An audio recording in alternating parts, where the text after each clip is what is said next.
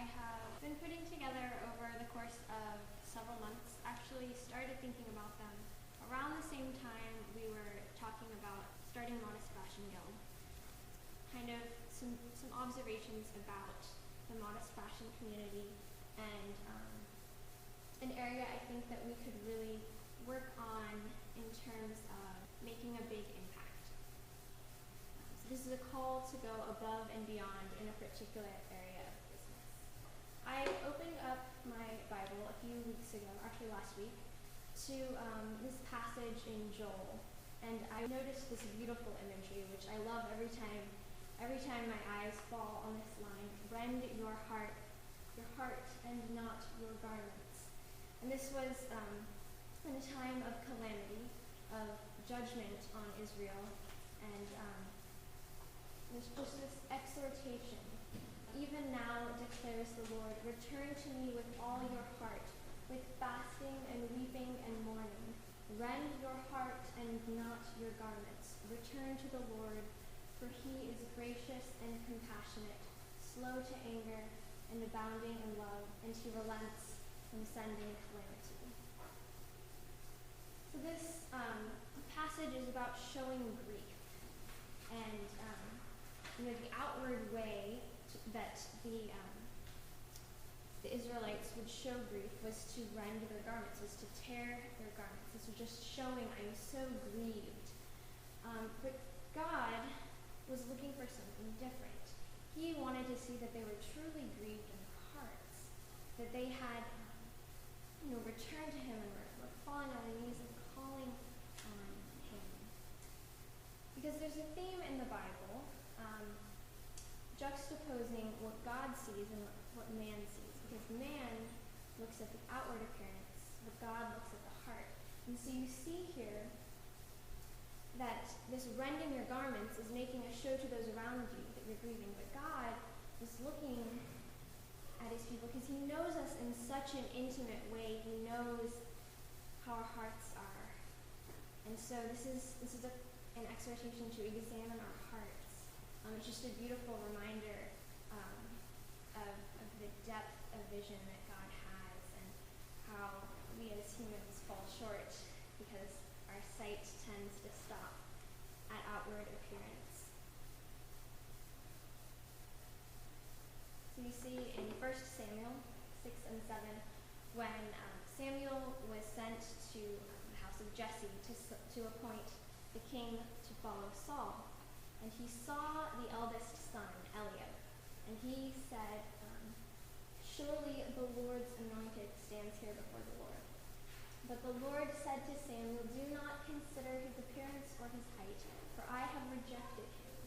The Lord does not look at the things man looks at. Man looks at the outward appearance, but the Lord looks at the heart." And we see throughout the Bible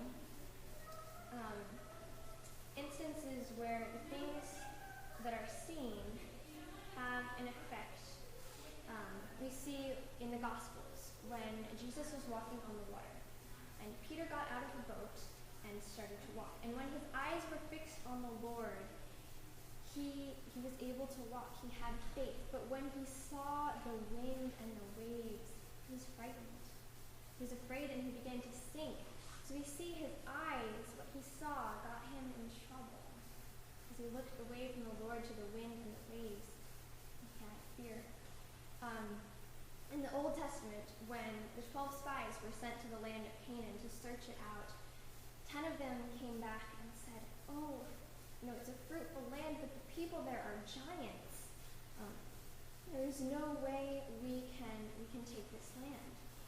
But Caleb and Joshua said, "With the Lord we can do this. He will be our strength." They saw something deeper than the other 10 did. They had faith and were able to see past these appearances of, "Oh, these people are huge. How are we going to stand against them?" They knew about spiritual things, about the Lord being their help in this. And there's such a fixation on outward appearance, not just in our culture, but as far back as in the Garden of Eden, when Eve saw the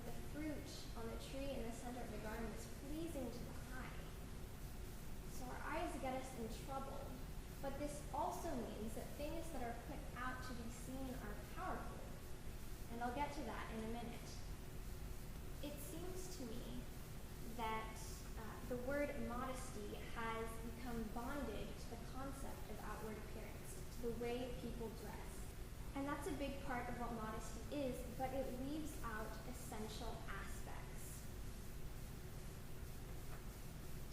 Now, certainly we say modesty is an attitude of the heart, and that it encompasses our speech and behavior, as well as our dress, but I don't think those points come across very well. I don't think they penetrate what people have constructed as the concept of modesty. But I believe that can change, and that you can be instrumental in that change. Look at much of the modest fashion community, and it's easy to draw the conclusion that modesty is synonymous with covering up, with dressing in a way that honors our bodies and glorifies God and sets us apart from the world. And yes, that's a big part of what modesty is, but that's not all there is to it. And it seems like so often people can't get past the clothes when they think about modesty, because that's what shows at a glance. I think the reason people view modesty as being tied up with the concept of how we dress is because that's what we show them. When I was about 9 years old, learning how to write a good story, I was taught show, don't tell, trying to teach us to be descriptive as we wrote. And I think this concept is important, very important in the business world, of what the images that we put out. And I think through imagery, people have been informed, probably unintentionally, that covering up is about all there is to modesty.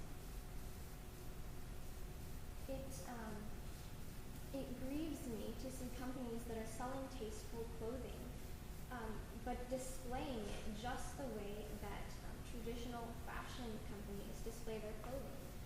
The models are posed in seductive ways, kind of that come hither look that Christina mentioned. They have heavy makeup, they're wearing painfully high heels, and it's just the same look that the traditional fashion industry uses. And what comes about is when we're showing different clothes, but everything else looks the same. The message that comes across is that modesty has nothing to do with attitude and everything to do with how much skin is showing. And these messages are wrong and they're damaging. You see, the world goes above and beyond to distort the image of beauty. The traditional fashion industry sends messages promoting the perfect and, let's admit it, unrealistic body. Sending the message that you need to buy certain clothes to fit in, to gain attention, or simply because the price is right. These messages are absurd, and we shouldn't let them come into our work unintentionally by trying to look like, what we see in magazines, because we're not that. Your brand is not that, and you don't want to let that come into your work. So it's important to be tuned into the way you're displaying your clothing that you're selling. There is a large number of people in the modest fashion community who don't do this, who use, instead of some kind of lavish, gaudy, carefree, worldly, materialistic centered background and setting, they're using the beauty of God's creation as a backdrop. Just keeping things simple, showing their models are demure, they're smiling, they're laughing, and that's wonderful. I'd like to commend those people, but we can do more. And I would like to talk about how, kind of introduce you to something that I think is very important, and it's something that Christina touched on in her talk. But I'd like to talk about what I term the forgotten verse about modesty, and that is 1 Timothy 2:10. 1 Timothy 2:9 is used all over the place when discussing modesty. I'll read this passage now. I also want women to dress modestly, with decency and propriety, not with braided hair or gold or pearls, or expensive clothes, but but with good deeds appropriate for women who profess to worship God. There's a lot of emphasis placed on verse 9, but verse 10 doesn't show up in many places. There's not a lot of emphasis that's been put on it, and that's unfortunate on two counts. When taken together, this is such a rich passage showing that our beauty comes from within, comes from the things we do, from our attitude, and not from outward adornment. But when we sever the verses and zero in on verse 9, our attention is channeled to the physical details of modest dress. So I think it's unfortunate on two counts that we do not look at verse 10 as much as I think we should. The first reason is that it's a point of common ground for people within the church, because I've seen a lot of bickering about what modesty looks like, and it's really sad to see that within the church. And the reason is that verse 9 can be interpreted many different ways, and it is interpreted in many different ways. It's not some cut and dry, these are the rules, this is what you have to wear. However, verse 10 is very clear. There's not many ways you can interpret verse 10. So if we focused more on that half of modesty, I think it would do a lot for Christian unity. Now the second reason that I would like us to focus more on verse 10 is because by looking exclusively at verse 9, we misrepresent modesty to the world. We're taking that same fixation with outward appearance and just having it in a different way. Our focus is a little different, but still the outward appearance is where we've invested our energy. I know I'll look at my closet sometimes and think, if this isn't storing up treasures on earth, I don't know what is. There's just way more clothes than I need in there.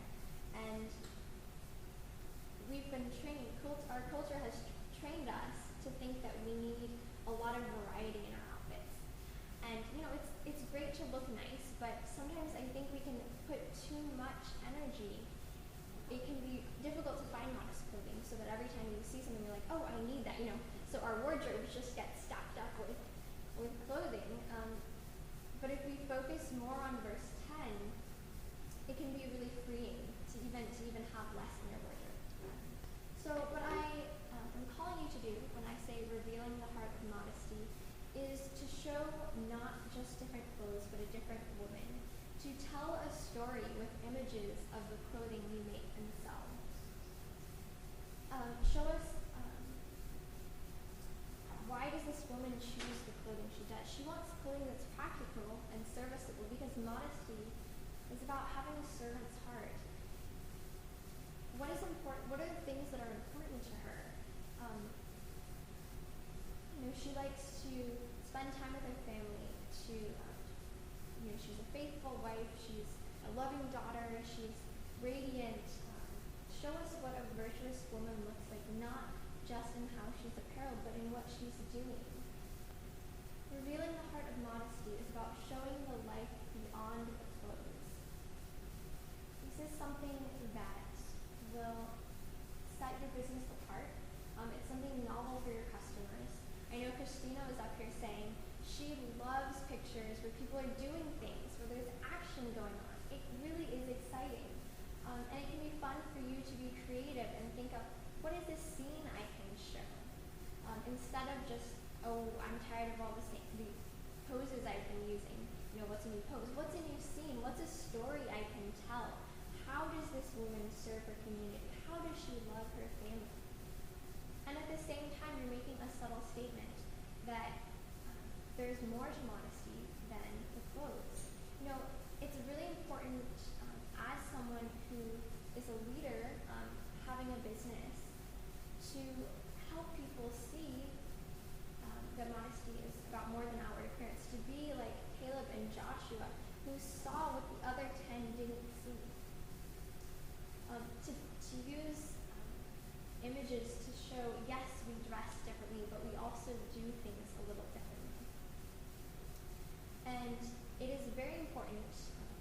highlight your clothing. I don't want to diminish that. You have a valuable product and should be proud to promote it, or the products you're thinking of are, I know they're going to be valuable and that promoting them is a fabulous thing to be doing. But I think you can incorporate some different more lifestyle type photos in some prominent places, maybe create a lookbook or on social media, just showing us a little more about what does modesty look like beyond our wardrobes. And doing this, incorporating this action, takes it beyond the superficial, I want those clothes and I want to look like that, because I want to look like that. That's the thought that traditional fashion advertising is trying to get into your head, is that if you buy those clothes, you will look that way. They're showing you a constructed ideal of a person, of the model, and wanting to make you think somehow, I don't know how, that you would look like that if you bought those clothes. The psychology on that's kind of weird, but this elevates it to, I want those clothes because they fill a need for me. I want those clothes and I want to be like that, and I can be like that, or I am like that. That's the kind of lifestyle. That's the way I want to live, like having a radiance about me by serving others.